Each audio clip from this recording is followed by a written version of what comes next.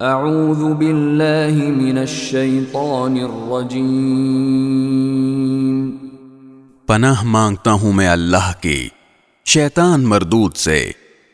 بسم اللہ الرحمن الرحیم، شروع اللہ کے نام سے جو سب پر مہربان ہے، بہت مہربان ہے۔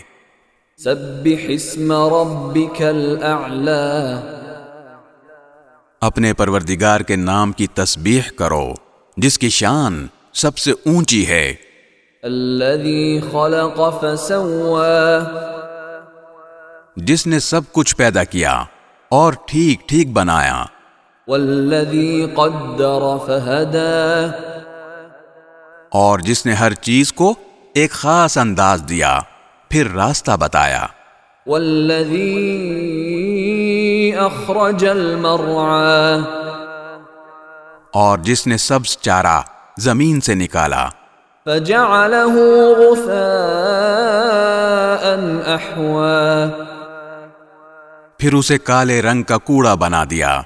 سنقرئك فلا تنسى، اے پیغمبر ہم تمہیں پڑھائیں گے پھر تم بھولو گے نہیں، الا ما شاء اللہ انه يعلم الجهر وما يخفى، سوائے اس کے جسے اللہ چاہے۔ یقین رکھو وہ کھلی ہوئی چیزوں کو بھی جانتا ہے اور ان چیزوں کو بھی جو چھپی ہوئی ہیں۔ وَنُيَسِّرُكَ لِلْيُسْرَى، اور ہم تمہیں آسان شریعت پر چلنے کے لیے سہولت دیں گے۔ فَذَكِّرْ إِن نَّفَعَتِ الذِّكْرَى، لہذا تم نصیحت کیے جاؤ اگر نصیحت کا فائدہ ہو۔ سَيَذَّكَّرُ مَن يَخْشَى، جس کے دل میں اللہ کا خوف ہوگا وہ نصیحت مانے گا۔ وَيَتَجَنَّبُهَا الْأَشْقَى، اور اس سے دور وہ رہے گا جو بڑا بدبخت ہوگا۔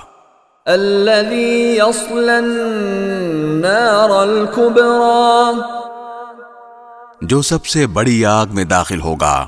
ثُمَّ لَا يَمُوتُ فِيهَا وَلَا يَحْيَا، پھر اس آگ میں نہ مرے گا اور نہ جیے گا۔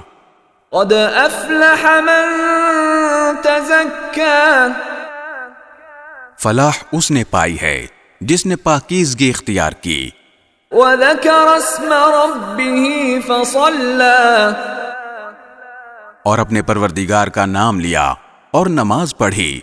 بل تؤثرون الحیاة الدنیا، لیکن تم لوگ دنیاوی زندگی کو مقدم رکھتے ہو، والآخرة خیر وأبقى، حالانکہ آخرت کہیں زیادہ بہتر اور کہیں زیادہ پائیدار ہے۔ ان هذا لفی الصحف الأولى، یہ بات یقیناً پچھلے آسمانی صحیفوں میں بھی درج ہے۔ صحف ابراہیم وموسیٰ، ابراہیم اور موسیٰ کے صحیفوں میں۔